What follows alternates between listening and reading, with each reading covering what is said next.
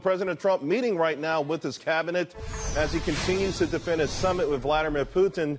Trump on Twitter earlier accusing critics of wanting war with Russia over seeing him get along with Putin, to former CIA Moscow station chief Daniel Hoffman on the fallout from all of this. Daniel, you were in Helsinki for the summit. Okay, the post-mortem continues, the outrage continues, and President Trump making this point yesterday that of course, when he came into office, one of the big pushbacks or criticism was that he was a war hawk. He was going to take us into war with North Korea, with Russia. He takes the opposite stance, says, hey, I want to get along with Russia, and he's still coming under a heavy amount of criticism. Where do you see this?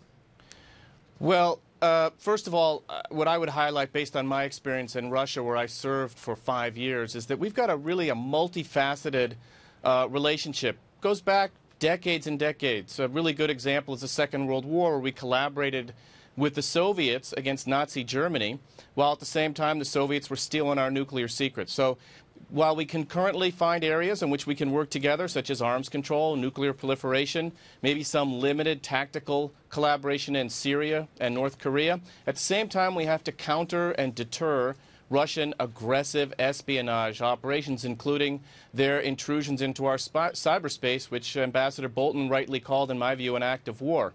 Well, there's no doubt about that, and of course we know that the interference in the presidential elections was under the Obama administration, but I would think intelligence from both the prior administration and the current have made this a major issue.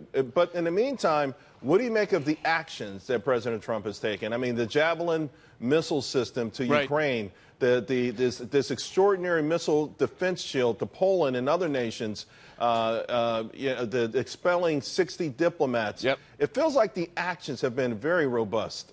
The actions have been robust. That's absolutely for sure. And on the other side, particularly from John Brennan, we're seeing some wildly exaggerated partisan hyperbole, and I don't think that does the debate any good. But what I would argue is that I think the president needs to be strong on Vladimir Putin. I think he could have been stronger at the summit. I think it would have been helpful to have said to Vladimir Putin, look, I'm not asking whether you meddled. I know you meddled, and you know that I enforce red lines. If you continue to do that, then I am going to take action. And it's very hard to take strong action of the sort that our cyber command has been talking about yesterday against Russia without saying publicly that we're holding Russia accountable and being really strong about it. That's where I think the president is headed now, based on his clarification today about what he said during the summit, and I hope we continue to go in that direction. Daniel, so the audience knows, just in case you reference John Brennan, he put out a tweet, and he made this comment several times on television, that Donald Trump's press conference performance in Helsinki rises to and exceeds the threshold of high crimes and misdemeanors. It was nothing short of treasonous. I did like that Ian Bremmer came back today and said treason can only be committed against an enemy of the United States that is defined clearly when the U.S. is in a declared or open war. And he goes on to say, so stop with all the treason talk. Certainly, I think the outrage on the other side has been excessive. But to what degree, then, do you think the words at the summit and the missed opportunity at the summit could embolden Vladimir Putin to maybe expand on his dreams of reconstituting the USSR to a degree, to maybe having more power in the Middle East, or even being a threat to countries like Poland? Well, Vladimir Putin wants to divide us domestically. He already knows that we've got a lot of partisan bickering going on. Look at the evidence you pointed to from John Brennan. And he wants to drive a wedge between the United States and our allies, particularly our NATO allies, and Germany in particular. And then Ukraine, which really, what threatens Vladimir Putin the most is democracy, and nothing scares him more than a country like Ukraine with a sizable Russian population, commitment to the rule of law, and tilting towards the European Union and NATO. I think we need to be really strong about defending Ukraine's territorial integrity. Vladimir Putin's already up to like level 11 in his targeting of the United States through cyber intrusion and espionage. That's where he comes from, the KGB.